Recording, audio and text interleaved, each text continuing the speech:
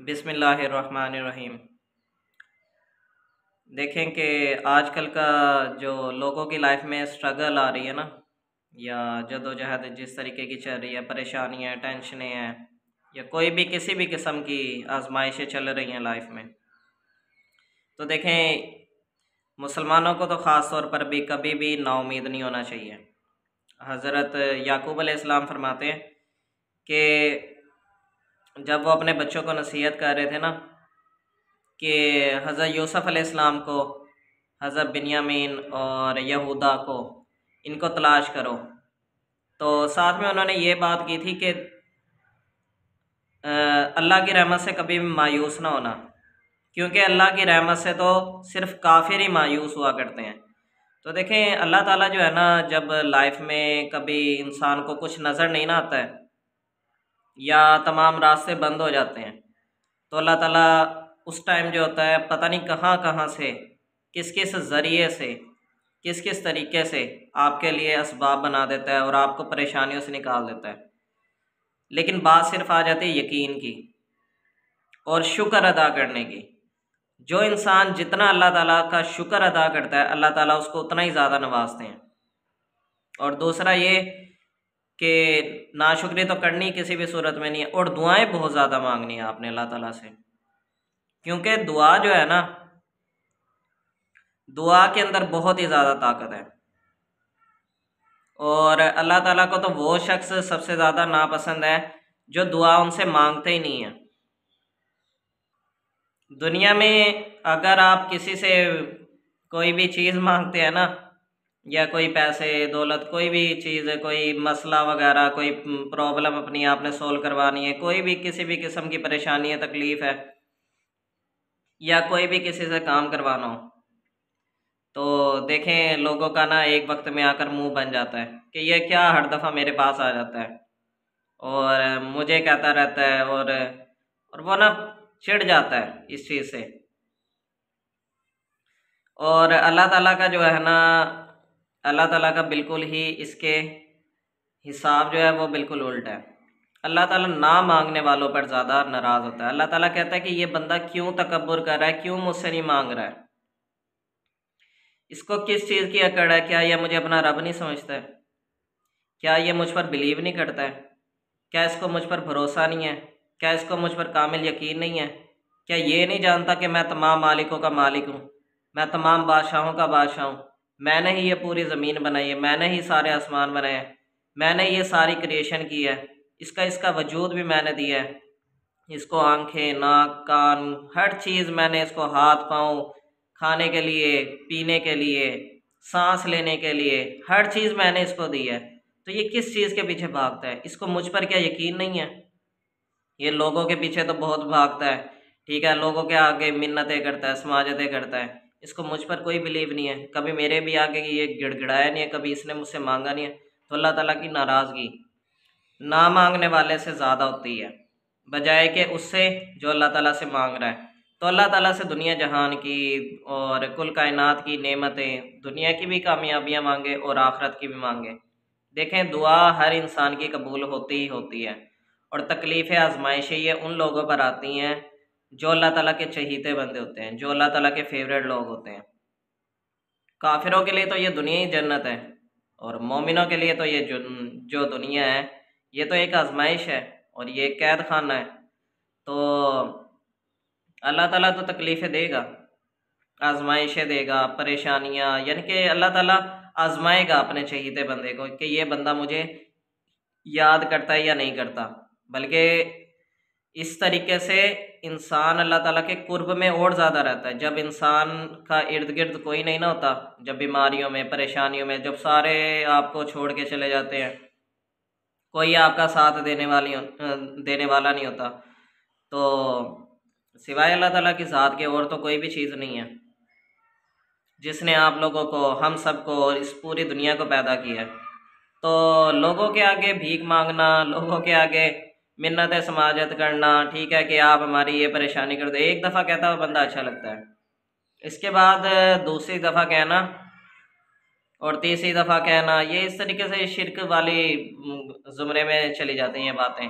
किसी बुज़ुर्ग ने फरमाया था कि एक दफ़ा आप किसी को कह दो तो ठीक है, दूसरी दफ़ा उसको याद दहानी करवा दो, तीसरी दफ़ा कहना ये शिर्क का अंसर आ जाता है बीच में कि आप उसके पीछे पड़ गए और आपने सोचा है कि आपका काम सिर्फ वही कर सकता है। तो करने वाली ज़ात तो सिर्फ अल्लाह ताला की है, नहीं करता तो जाए भाड़ में। अल्लाह ताला ने किसी और तरीके से किसी और सबब से करवा लेना है आपका काम। अब ये कि आप उसके पीछे पड़े रहें, उसके हाथ जोड़ें, पाँव पकड़ें, ये करें, तो ये चीज़ तो अल्लाह ताला को पसंद नहीं है। और अल्लाह ताला से मांगा करें। अल्लाह ताला हर दुआ को कबूल करता है जब तक कि बंदा ये अपनी ज़ुबान से अल्फाज नहीं निकाल देता कि अल्लाह ताला मेरी दुआ कबूल नहीं कर रहा है। अल्लाह ताला को ये चीज़ बहुत नापसंद है कि बंदा उसके आगे नाशुक्री करे और ये सोचे कि अल्लाह मेरी दुआ कबूल नहीं कर रहा है। देखिए, मैं आपको एक चीज़ बता देता हूँ कि कैसे अल्लाह ताला इंसान की हर दुआ कबूल करते हैं। मैंने अल्लाह ताला से कोई दुआ मांगी है कि अल्लाह ताला हमें जन्नत में जगह दें और दुनिया और आखिरत की कामयाबी दें, अब मेरी दुआ कबूल हो गई है, अल्हम्दुलिल्लाह, मुझे बिलीव है अल्लाह ताला ने हमारी इंशाअल्लाह मेरी तमाम दुआएं कबूल करता है। और अगर हमारे अंदर कोई कमी कोताही है या किसी भी तरीके से कोई अगर ऐसी चीज़ है, कोई हमारे ऐसे गुनाह है जिसकी वजह से हमारी दुआ कबूल नहीं हो रही, तो हम तो उससे भी अल्लाह ताला से ही दुआ करेंगे कि अल्लाह ताला हमारे उन गुनाहों को भी माफ़ फरमा दे जो हमारी दुआओं को कबूल नहीं होने दे रही, या कोई भी ऐसी कमी है या कोई कोताही है। बाकी रही ये कि तमाम दुआएं जो होती हैं वो कबूल हो जाती हैं। अब इसके बारे में ज़रा सुनने वाली बात जो है वो मेन चीज़ ये है कि एक होता है दुआ जैसे आपने मांगी वो आपको फ़ौरन चीज़ मिल गई। दूसरा ये चीज़ होती है कि अल्लाह ताला उसके बदले में ना आपसे कोई बला टाल देगा या कोई आजमाइश या कोई सख्ती या कोई परेशानी या किसी भी किस्म की मुसीबत अल्लाह ताला जो है ना आपके गले से उतार देगा या किसी भी परेशानी से आपको निकाल देगा उस दुआ के बदले में। और तीसरा जो है ना, अगर अल्लाह ताला ने आपको दुनिया में नहीं दी है, वो चीज़ नहीं मिली या क्या कहते हैं उसके बदले कोई बला नहीं टली है, कोई परेशानी आपकी ख़त्म नहीं हुई है, तो तीसरा वो ये होता है कि वो क़यामत वाले दिन के लिए स्टोर हो जाती है आपकी दुआ। और कहते हैं क़यामत वाले दिन जब आपको एक छोटी सी दुआ का जो अजर मिलेगा ना वो इतना ज़्यादा मिलेगा ना आपके सब्र की वजह से और आपके बिलीव की वजह से, जो आपने यानी कि अल्लाह ताला पर यकीन रखा था ना कि अल्लाह ताला मेरी हर दुआएं कबूल कर रहा है, तो इतना ज़्यादा अजर मिलेगा ना क़यामत के दिन कि बंदा ख्वाहिश करेगा कि काश मेरी दुनिया में एक दुआ जो है ना उसका सिला मुझे दुनिया में ना मिलता, बल्कि वो तमाम के तमाम सिले मुझे आखिरत में मिल जाते। यानी कि नेकियों का पहाड़ सा आ रहा होगा एक उसके साथ हजूम, उस एक छोटी सी दुआ के बदले में। तो इंसान सोचेगा क़यामत वाले दिन, पछताएगा कि काश तमाम की तमाम दुआओं का सिला मुझे दुनिया की बजाय या दुनिया में जो चीज़ें ख़त्म हुई थी उसकी बजाय मुझे काश आखिरत में मिल जाता, इतना ज़्यादा रिवॉर्ड मिलता है। तो कभी भी ज़िंदगी में नाशुक्री वाले अल्फाज नहीं निकालने आपने कि अल्लाह हमारी दुआएं कबूल नहीं कर रहा है, ठीक है, या अल्लाह ताला, ये तो कभी आपने ज़िंदगी में ये बात करनी नहीं है, ना ये इसको जहन में लाना है, ना इसको सोचना है। ये तो पहले नंबर पे रखें और अल्लाह ताला का शुक्र ज़्यादा से ज़्यादा अदा करना है। सबसे ज़्यादा जितना आप अल्लाह का शुक्र अदा करेंगे अल्लाह ताला आपको उतना ही ज़्यादा नवाजना शुरू कर देंगे। ये अल्लाह ताला ने पहली उम्मतों में भी और बनी इसराइल की उम्मतों में भी बहुत से ऐसे वाक़यात वगैरह अगर आप पढ़ेंगे ना हदीसों में, तो ये आपको वहाँ पर बातें पता चलेंगी कि अल्लाह ताला ने बताया भी है कि अगर कोई बंदा अपने रिज़्क में, अपनी चीज़ों में, दुनिया की चीज़ों में हर तरीके से अगर बरकत चाहता है तो उसे चाहिए कि वो मेरा शुक्र अदा करे। जितना ज़्यादा वो शुक्र अदा करता रहेगा मैं उसको और ज़्यादा नवाजता रहूँगा। तो बाकी रही बात ये कि परेशानियाँ तो अल्लाह ताला अपने चहीते बंदों की बहुत लेता है। नबी अलैहिस्सलाम आप सल्लल्लाहु अलैहि वसल्लम की कितनी ज़्यादा लाइफ जो थी वो स्ट्रगल से भरपूर थी। यानी कि अल्लाह ताला ने तरह तरह की आजमाइशों से आप सल्लल्लाहु अलैहि वसल्लम को आजमाया है। और कौन कौन सी ऐसी आजमाइशें थी जो नबी अलैहिस्सलाम को नहीं दी हैं। और अल्लाह ताला ने कुरान पाक में फरमाया है कि हम तुम्हें लाजमन आजमाएंगे, खौफ की कैफियत से, भूख की कैफियत से, जान के नुकसान से, माल के नुकसान से और मेहनतों के हासिल के ज़ाया हो जाने से। ये 5 टेस्ट अल्लाह ताला ने हर बंदे मोमिन के लेने होते हैं कि अल्लाह ताला ने किसी ना किसी तरीके से इंसान को आजमान होता है। खौफ आ गया किसी भी चीज़ का, भूख, परेशानियाँ आ गई, कारोबार में हालात टाइट हो गए, जान का नुकसान, ठीक है, कोई आजमाइश आ गई आपके ऊपर और माल का नुकसान हो गया, या आपने सालों साल मेहनत की, किसी चीज़ में आपने स्टडी की, मेहनतें की और उसका आपको रिवॉर्ड नहीं मिला, तो ये अल्लाह ताला ने कहा कि हम इन चीज़ों से आप लोगों को लाजमन आजमाएंगे। और अल्लाह ताला कह रहे हैं कि बशारत दे दीजिए क्या, सब्र करने वालों को, उन लोगों को बशारत दे दीजिए जो सब्र करते हैं। वो कि जिन पर कोई तकलीफ़ आती है, कोई मुसीबत आती है, या कोई परेशानी आती है, या आजमाइश आती है, किसी भी किस्म की कोई भी आजमाइशें आती हैं, तो वो ये कहते हैं कि हम अल्लाह ही के हैं और हमने अल्लाह ही की तरफ लौट कर जाना है। ये अल्लाह ताला कुरान पाक में फरमा रहे हैं।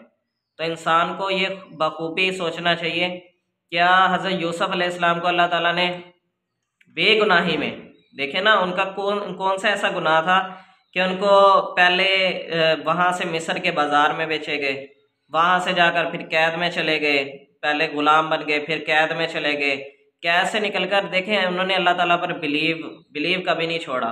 ठीक है, कौन कौन सी उन पर भी आजमाइशें थी, फिर अल्लाह ताला ने उनको देखें किस तरीके से बादशाहत दी पूरे मिस्र की। नबी अलैहिस्सलाम को अल्लाह ताला ने पहले ही कह दिया था कि मैं आपको जो है ना इतना कुछ नवाजूंगा कि आप खुश हो जाएंगे, अल्लाह ताला ने पहले ही बता दिया था। और नबी अलैहिस्सलाम देखें जब अकेले थे, शुरू में एक दो लोग थे, मुसलमान थे, 3-4 थे, नबी अलैहिस्सलाम पहले ही कहते थे कि मेरी उम्मत जो है वो पूरी दुनिया में फैलेगी। और एक देखें 40 साल के मर्द मुजाहिद, अल्लाह ताला के सबसे चहीते बंदे आप सल्लल्लाहु अलैहि वसल्लम, देखें उन्होंने किस तरीके से पूरी दुनिया पर और हमारे दिलों पर, ठीक है, हुकूमत कायम की हुई है अपनी मोहब्बत की, कि उनके लिए हम अपनी जान माल, अपने वालदैन, अपनी औलाद, अपनी बीवी बच्चे, हर चीज़ कुर्बान करने के लिए तैयार हो जाते हैं। तो अल्लाह ताला ने ये देखें उन पर अपना ख़ास फजल किया, ख़ास मेहरबानी फरमाई। और देखें कितने लोग ऐसे हैं जो डेली नबी अलैहिस्सलाम पर दुरूद सलाम, हर नमाज में बंदा दुरूद सलाम भेजता है। और नबी अलैहिस्सलाम पर अल्लाह ताला से हर अज़ान के बाद उनके दर्जात की, उन्हें मकाम महमूद तक, जो सबसे बुलंद मकाम होगा जन्नत में, उस पर नबी अलैहिस्सलाम के होने की हम दुआ करते हैं। तो अल्लाह ताला ने देखें दुनिया में भी फिर एंड में दिया और आखिरत में भी दिया। तो ये अल्लाह ताला पर यकीन की बात है। आप तमाम अंबिया कराम की लाइफ को अगर स्टडी करेंगे, उन तमाम अंबिया कराम की लाइफ से आप ये देखेंगे कि अल्लाह ताला ने परेशानियां, मुसीबतें सब जो थी ना वो अंबिया कराम को हर एक को आजमाया है। आप जितने भी अंबिया कराम की लाइफ स्टडी करेंगे ना, आपको पता चलेगा अल्लाह ताला अपने महबूब बंदों को ही आजमाता है। हाँ, ये अल्लाह ताला से दुआ करते रहें कि अल्लाह ताला हमें सब्र दे, अल्लाह ताला हमें इन आजमाइशों में कामयाबी दे, अल्लाह ताला हमें इन आजमाइशों में यानी कि मजबूती से जमे रहने दे, और हमें इन तमाम की तमाम आजमाइशों में क्या करे, कामयाब करे। और अल्लाह ताला से हमेशा हिदायत मांगते रहें। अल्लाह ताला ने कहा मुझसे हिदायत मांगा करो, मैं तुम्हें हिदायत दूंगा। और जो हिदायत नहीं मांगते तो अल्लाह ताला उनसे नाराज़ होता है। तो किसी भी इंसान को ये नहीं सोचना चाहिए कि मैं हिदायत के रास्ते पर हूँ, ठीक है, या मैं सही ट्रैक फॉलो कर रहा हूँ, या किसी भी हवाले से अल्लाह ताला से हर तरीके से आजमाइशें, परेशानियाँ, इन सब के लिए अल्लाह ताला से रुजू करते रहना चाहिए। अल्लाह ताला से आजमाइशों से निकलने के लिए मांगते रहना चाहिए। तो कभी भी लाइफ में हिम्मत नहीं हारनी है आपने। और जन्नत में सबसे ज़्यादा लोग गरीब लोग ही जाएंगे। आप सल्लल्लाहु अलैहि वसल्लम ने फरमाया, मैंने जन्नत में झांका तो वहाँ पर जो सबसे ज़्यादा लोग थे वो कौन थे, गरीब लोग थे। और जहन्नुम में देखा तो वहाँ पर कौन सबसे ज़्यादा थे, वो औरतें थी वहाँ पर। तो अल्लाह ताला हमें अमल करने की तौफीक फरमाए और उसी का मोहताज रखे। आमीन।